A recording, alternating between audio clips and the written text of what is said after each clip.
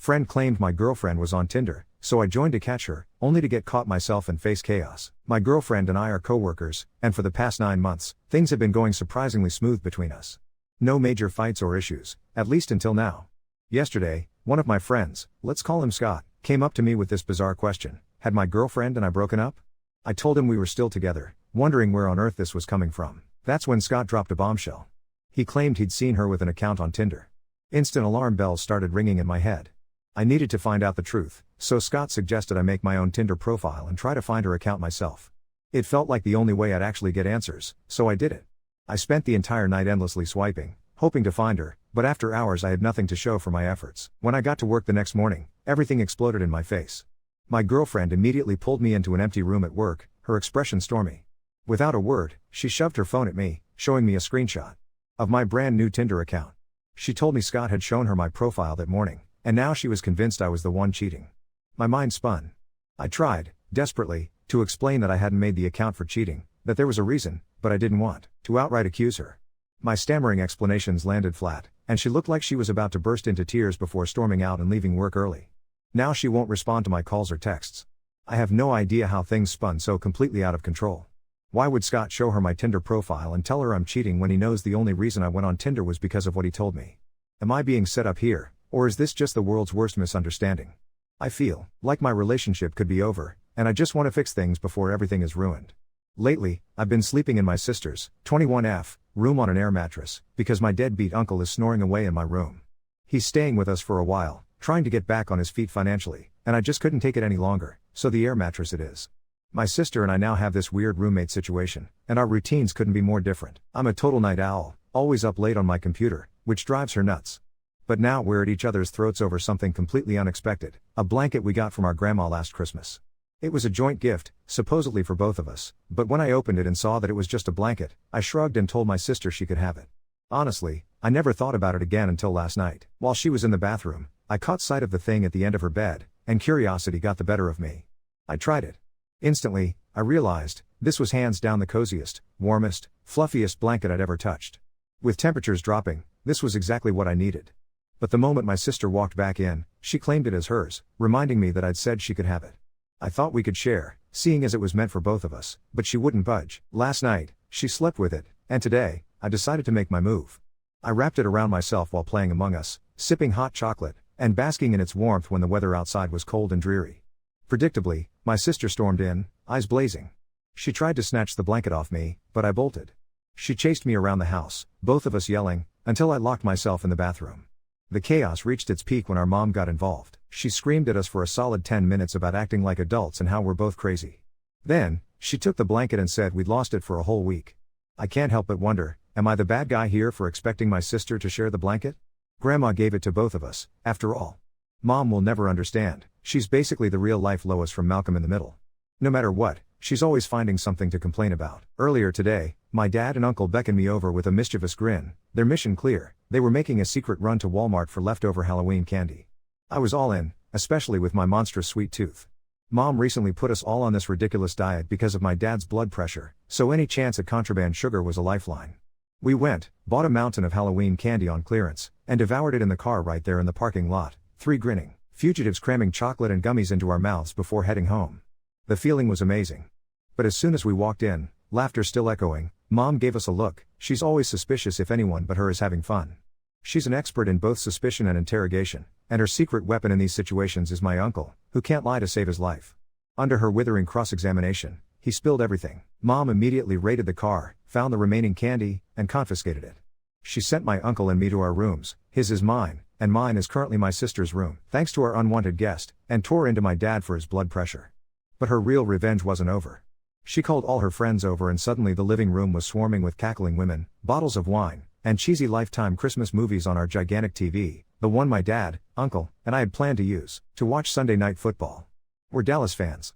We were hyped. Instead, the 3 of us were banished to my shoebox-sized TV while Mom and her friends claimed the whole living room for their marathon. All because we couldn't resist a little candy. Today, I finally built up the courage to ask out a coworker I'd been crushing on. Her answer was swift and cold. She told me she has a boyfriend. I tried to play it cool when I got home, did my best not to let it get to me, but then, I turned on the TV, and there it was. Shrek 2. The opening scene exploded onto the screen, Shrek and Fiona dancing through their fairy tale romance, the whole sickly sweet montage set to that insufferable song. It set me off. I lost it completely. Tore posters off my wall, ripped the sheets from my bed, threw everything I could get my hands on, swearing out everyone and everything, the coworker, Shrek, Fiona, the universe. My mom stormed in, yelled at me to clean my mess and grow up, but honestly, at that moment, I was so pissed off that her words barely registered. I just want a girlfriend so badly, and everyone keeps saying, just ask out a girl you're interested in. For years, my personal rule has been to only ask out girls if I'm certain they're single, but all I hear lately is that I should just go for it regardless. And yet, here I am, single, furious, and watching fairy tale ogres get everything I want. Is stupid advice. Look where that's gotten me, nowhere good. After working up the courage to ask out a girl I really liked at work last Saturday, I got rejected because she told me she was already with someone. I was crushed. I started trying to move on, just going about my business, feeling down, but then, out of nowhere, curiosity got the best of me. I took a peek at her Instagram profile. Even though it's always been set to private, I could see that the number of photos had changed dramatically. For the longest time, she's had 8 photos. Suddenly, she was down to 2. That really got my mind whirring with possibilities. Was she deleting pictures of her so-called boyfriend from her account? Was it a sign that she dumped him, maybe reconsidered me? I started hoping, imagining that was the case, even though I had nothing but digital breadcrumbs to go on. Maybe I'm reading too much into some deleted posts, but it's hard not to hope when you're feeling this low. Lately, I've been a mess, and I admit it's conversations and input I've had that got me thinking about hitting the reset button on my life. I realize it's time to stop obsessing about getting a girlfriend. It's time to look at the bigger picture, patch things up with my family, stop letting this stuff control my happiness, and get real about self-improvement. Today, fittingly, is my 24th birthday, and I'm thinking of it as the day a new version of myself is born. It's overwhelming, but also hopeful. Yesterday, I took a big leap. I officially started dating a girl from one of my college classes. That's where things get complicated. My mom has drawn a hard line, no dating, period. She insists I should only focus on school so I can get that degree, a good job, and finally move out. A girlfriend, she claims, will wreck everything. We clashed hard about it last week. I tried to negotiate something, anything, like maybe being allowed to date if I keep getting good grades. But it was pointless. She threatened to kick me out if I so much as try. She always claims to know better from experience. Well, now I have a girlfriend, and I'm not giving her up, but I also can't afford to move out. That leaves me hiding this, living a double life, while figuring out how to keep my stubborn, unbending mother off my back. As if things weren't crazy enough, I live in Dallas, and right now we're in the middle of a brutal winter storm. My family's been stuck dealing with rolling blackouts all week. Yesterday, the power finally came back, and my mom, without bothering to consult anyone, decided to invite our neighbors and their 3 kids, including a baby, into our home. Apparently, their place still didn't have power, and my mom unilaterally set up the baby's crib in my room. That pissed me off. Not only was I not asked, but she refused to listen when I protested. As always, that night, when I was trying to sleep, the baby kept making random noises, not crying, just the constant cooing and babbling that makes sleep impossible. Eventually, I dozed off, only to be woken up again by full-on crying. The parents rushed in and calmed her down, but the noise kept starting back up. I couldn't take it anymore. I moved the crib into my sister's room, and although there was confusion, I just played dead and pretended to be asleep. Of course, that didn't last. My mom burst in, raging, and everything blew up in a major argument up and down the hallway. I argued my side, how it's not fair to be stuck with a baby in my room, but she'd already decided she was right and untouchable, as usual. The whole house was up by then, everyone watching us scream. When the dust settled, the baby went back to my room, but once she was asleep, I pushed the crib into the bathroom so I could get some rest. In the morning, the neighbor's dad finally found his missing baby in there. Now, everyone's mad at me. My mom's calling me a brat, the neighbors scolded me, and I just fired back. They don't actually want to take care of their own child. My mom says I'm the one creating all this tension. Maybe so. But I can't stand that this is always my burden. Am I really the villain here? Meanwhile, there's a whole new weirdness in my life, my girlfriend's truck. We've only been together officially a week, but I'm already feeling self-conscious when I see her roll up in this massive lifted Ford while I'm in my basic sedan. I told her I thought it was cool, but honestly, it kind of gets to me. The idea of my small car parked next to her huge, badass truck just gnaws at me. I keep imagining my friends and family mocking me about it, and it makes me feel less masculine, like I'm losing some kind of invisible contest. I haven't told her how I feel. I don't even know if I should. These feelings are eating at me, and I need to figure out how to deal with them without blowing up a good thing. But things with my girlfriend turned out way more complicated than our vehicles. It turns out she's super into QAnon conspiracy stuff and is controlling as hell. Her brother's no better. He's a loud and proud anti-vaxxer and usually denies COVID altogether, which is just hard to be around. At first, I found myself gravitating toward their attitudes, almost as a way to push back against my mom. I ended up getting the vaccine anyway, but I struggled with the decision, and found plenty of things to complain about. One of the latest problems with my girlfriend really threw me off. She works as a hairstylist at a local barbershop, and just a few days ago, she posted a video where she played an April Fool's joke on a customer by putting fake blood on his ear and pretending she'd accidentally cut him. It was supposed to be funny, harmless between friends, but the whole video made it look like they were close, and I wasn't thrilled about that. I went digging through her Facebook, scrolling for any clues about other guys she might be close with. That's when I found the guy she pranked. He was on her friends list and his status was divorced. My curiosity turned to anxiety, and I went down a rabbit hole in public records and discovered something that nearly gave me a heart attack. My girlfriend and this guy had gotten a divorce back in November. I stumbled across something that completely threw me off. While browsing online, I found a public divorce record belonging to my girlfriend. She'd never once mentioned being married before, let alone going through a divorce, and suddenly there it was, plain as day. What made everything worse was realizing that she and her ex-husband apparently still get along well. She cuts his hair, they're still friends on Facebook, and all of it just made me feel uneasy. Jealousy and worry crept in, wrapping around my thoughts. How could I handle feelings this intense, and could I even trust her when she'd never brought it up? At the time, I was 24 and in a relationship, but things just weren't working. With our 2-month anniversary around the corner, the cracks had already started to show. We'd argued more than once, and I felt this growing sense that she didn't respect me. Walking away felt easier than sitting in a relationship that kept pulling me down, but the idea of being single unsettled me. I started to think I needed someone waiting in the wings if I finally did break up with her, a backup plan, just in case. There was this coworker, Susie. She'd liked me a while ago, but I'd been interested in her friend at the time. Now, her friend was involved with someone else, and I found myself looking at Susie differently. Time passes fast, though, and I worried maybe she'd started seeing somebody in the months since her obvious interest. Before breaking up with my girlfriend, I wanted to make sure Susie was single, so I started investigating. Her social media accounts became my clues. Susie only had a locked Twitter and Instagram, but she did have one visible photo. Her profile picture caught my eye, not just because she looked great in it, but because of what was in the background, a local tower, and what looked like a gated grassy community. I went down a rabbit hole on Google Maps, scanning the places she might have taken the photo. If she was on the tower's front side, that meant she was facing a local museum, a setting more suited to a family trip. The back of the tower, though? That faced a botanical garden, definitely a date spot. The truth was, she looked far more dolled up than I was used to seeing her at work. Was that for a date, or was it just a special outing with family or friends? Speculation only gets you so far, and I needed another way to figure out her relationship status. There were too many possibilities, and I desperately wanted to know if she was single before I made my move. Meanwhile, my own relationship was spiraling for plenty of other reasons.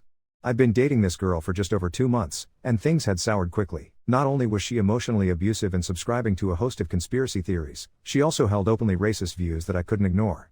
On top of everything else, she constantly found reasons not to get intimate. Eventually, it became clear that I had to cut things off. When I finally broke up with her, it turned into a heated exchange.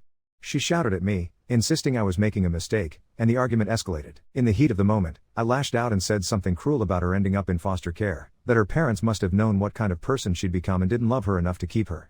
I saw how much it hurt her, and, for a moment, I felt a twisted satisfaction watching her crumble. But then, as she screamed at me to leave her apartment, I felt the satisfaction slip away, replaced by something hollow. Even after leaving, I couldn't shake the feeling. Maybe I'd been too harsh, maybe there was a version of events where we could have fixed things. My chest felt tight with regret and something else I couldn't even name. I didn't know what to do with those emotions, or how to finally move past them. Update 1. So it's been about 2 weeks since I broke up with my ex, and honestly, I thought I was finally moving on. The guilt from what I said to her was eating at me, but I figured time would help. Then yesterday happened, and now I'm questioning everything again. I was at work, trying to focus on getting through the day, when Susie came up to my desk. We'd been chatting more lately, nothing serious, just friendly conversation, and I was still trying to figure out if she was single. But yesterday, she seemed different. More nervous than usual. "Hey," she said, glancing around like she didn't want anyone to overhear. "Can we talk after work? Like, privately?" My heart started racing. Was this it? Was she going to tell me she was interested? I told her sure, and we agreed to meet at the coffee shop down the street. When I got there, Susie was already waiting, fidgeting with her phone. She looked up when I walked in, and I could tell something was seriously wrong.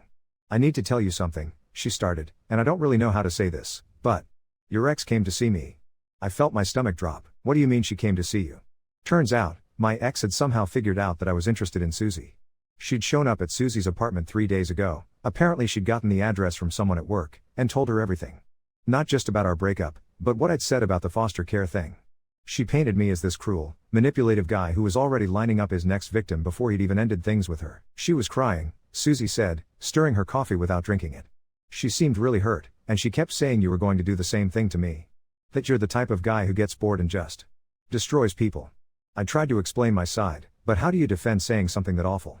Even if my ex was controlling and toxic, what I said was unforgivable. Susie listened, but I could see the doubt in her eyes.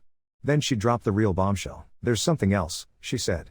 She showed me screenshots of your conversations. Recent ones. My blood went cold. What conversations? We haven't talked since the breakup. She showed me texts from last week. You telling her you missed her, that you were thinking about getting back together. Susie's voice was getting quieter. She said you've been calling her late at night, drunk, begging her to take you back.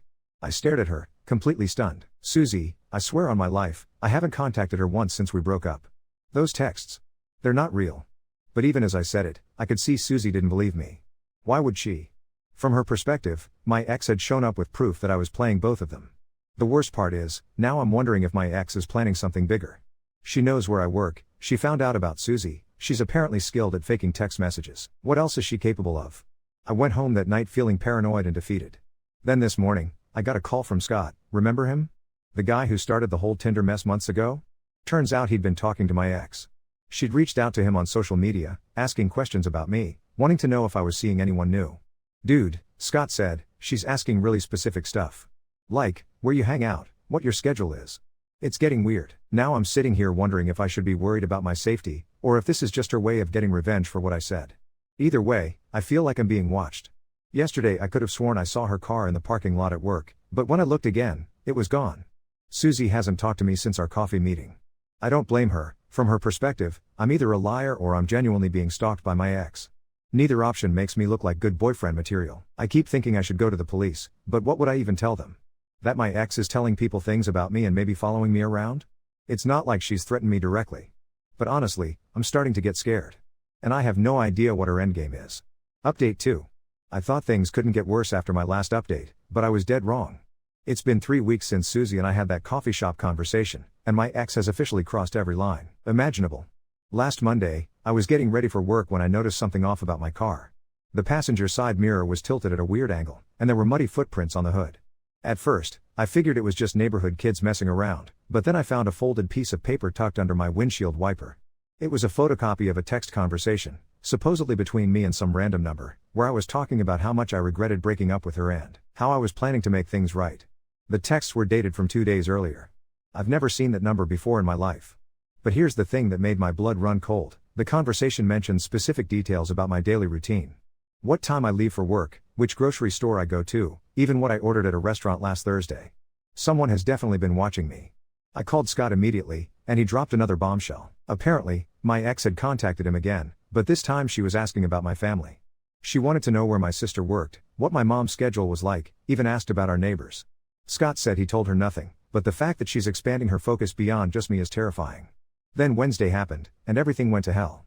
I was at work, trying to focus despite feeling constantly paranoid, when my manager called me into his office. My heart sank the moment I saw his expression. This was not going to be good news.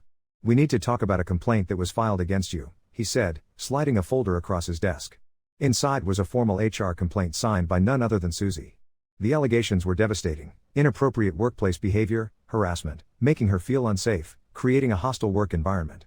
But the worst part was a statement claiming I'd been stalking her both at work and outside, including showing up at her apartment uninvited. I've never been to Susie's apartment. I don't even know where she lives.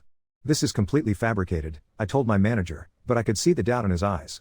Why would Susie lie about something like this? That's when it hit me: she probably didn't file this complaint at all. My ex somehow got access to Susie's personal information and filed it herself. But proving that seemed impossible. My manager put me on administrative leave pending an investigation.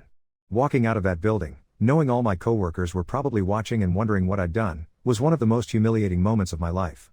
But the nightmare wasn't over. When I got home, my mom was waiting for me with a look I'd never seen before, a mixture of disappointment and fury. I got a very interesting phone call today, she said, arms crossed. From a young woman claiming to be your ex-girlfriend. She's very concerned about your mental health. My ex had called my mother. She told her I'd been spiraling since our breakup, that I was drinking heavily, making threats, and that she was worried I might hurt myself or someone else. She even mentioned the foster care comment, painting herself as the victim of my verbal abuse. She sounded genuinely scared, my mom continued. And she knew things about our family that strangers shouldn't know, like about your uncle staying here, about the winter storm we had. I tried explaining that my ex was lying, that she was the one stalking me, but my mom's trust was already shaken. She's always been suspicious of my dating life anyway, and now she's convinced I've been lying to her about everything. The breaking point came Friday night. I was lying in bed, unable to sleep, when I heard something outside my window. It sounded like footsteps in the gravel. I peered through the blinds and saw a figure standing across the street, partially hidden behind a tree, just watching our house. My heart was pounding as I grabbed my phone and turned on the flashlight, but by the time I got outside, whoever it was had disappeared. All I found was a cigarette butt, still warm, and another note. This one wasn't fake texts. It was just 4 words in handwriting I recognized: "You deserve this pain." That's when I finally called the police. The officer who came out was professional but skeptical. Without proof that my ex was behind everything, and with an HR complaint making me look like the unstable one, there wasn't much they could do. They took the note as evidence and said they'd keep an eye out, but I could tell they thought I was probably the problem in the situation. The worst part is, I think my ex's plan is working. Susie won't even make eye contact with me when I see her around town. My family thinks I'm having some kind of breakdown. I'm suspended from work and might lose my job entirely. And every night, I lie awake wondering if she's out there, watching, planning whatever comes next. Yesterday, I found out what that might be. Scott called me, his voice shaking. "Dude, you need to know something." She reached out to me again, and this time she was asking about Susie's schedule. When she gets off work, where she goes after. She's not just targeting you anymore. Now I'm faced with an impossible choice. Do I warn Susie, even though she probably won't believe me and it might make me look even more unstable? Or do I stay silent and risk my ex doing something to hurt an innocent person? I never thought I'd say this, but I'm genuinely scared of what my ex might be capable of. And the worst part is, she's been so clever about it that if something does happen, I'll probably be the first person everyone suspects. I don't know what to do anymore.